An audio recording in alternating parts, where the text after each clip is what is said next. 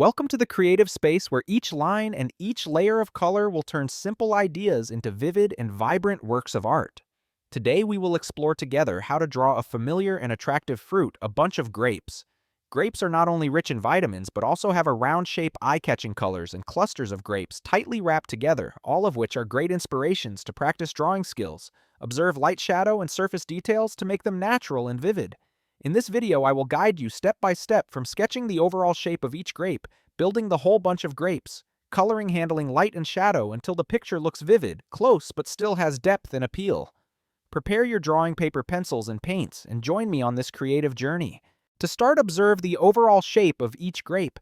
Grapes are almost spherical in shape, sometimes slightly oval or flat, depending on the type of grape. When sketching, you should start with soft, round shapes, not too rigid because nature always has differences in size and shape.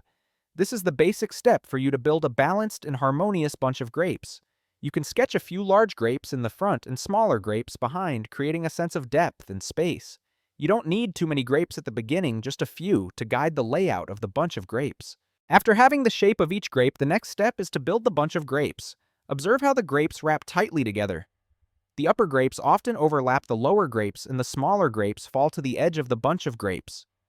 Arrange the grapes so that the cluster of grapes looks natural. Avoid placing them too evenly because in reality, grapes always have differences in size, shape, and position.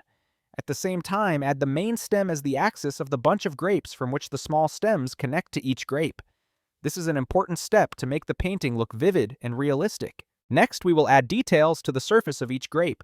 The surface of grapes is not completely smooth, often has slight bumps, light reflections, and sometimes has light streaks or small dots. Sketch these details in thin lines, suggesting texture without being confusing. You should also add some thin curves on the stems of the grapes, suggesting flexibility and connection between the grapes.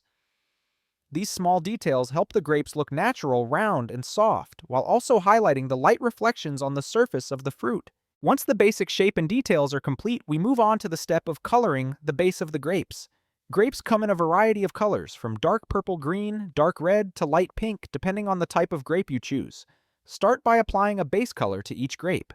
If using watercolors, dilute them to keep them soft and transparent, avoiding hard streaks. If using pencil paint, paint lightly and evenly so that each grape looks smooth and natural. This base layer will be the starting point for you to create the light and dark areas, color transitions, and lighting details later. Next, we create the color transitions and shadows for the bunch of grapes. Determine the light source, for example, from the top left. The part of the fruit opposite the light source will be brighter, and the part opposite will be darker, helping to create a sense of roundness and depth. Use a color slightly darker than the background to create soft shadows at the contact points between the fruits, and at the same time, soften the color transitions to avoid hard boundaries. Pay attention to each fruit and the whole bunch of grapes. The light will shine on the convex part while the hidden or lower areas will be darker. These shadows not only create depth, but also help the bunch of grapes look natural, soft, and lively. Next, we add the light and reflection details on the surface of the grapes. Use a lighter color or white pen to create highlights, usually on the convex part of the fruit where the light is strongest. You can also add small streaks of light along the fruit, suggesting a smooth, glossy surface. These details should be added subtly, not too much, but enough to make the bunch of grapes look alive and attractive. Then we add details to the stems and the surrounding background. Grape stems are usually green or light brown sketch in color, adding thin curves to suggest flexibility and connection between the fruits. You can add some fresh green leaves, draw thin veins to increase the feeling of naturalness and life. The background can be a neutral or light green to highlight the bunch of grapes at the same time. Add soft shadows under the bunch of grapes, creating the feeling that the bunch of grapes is resting on a surface.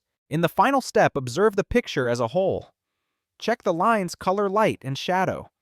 Correct areas that are too bright or too dark and emphasize highlights like the light reflecting off the fruit, the shadows between the fruit, and the details of the grape stems.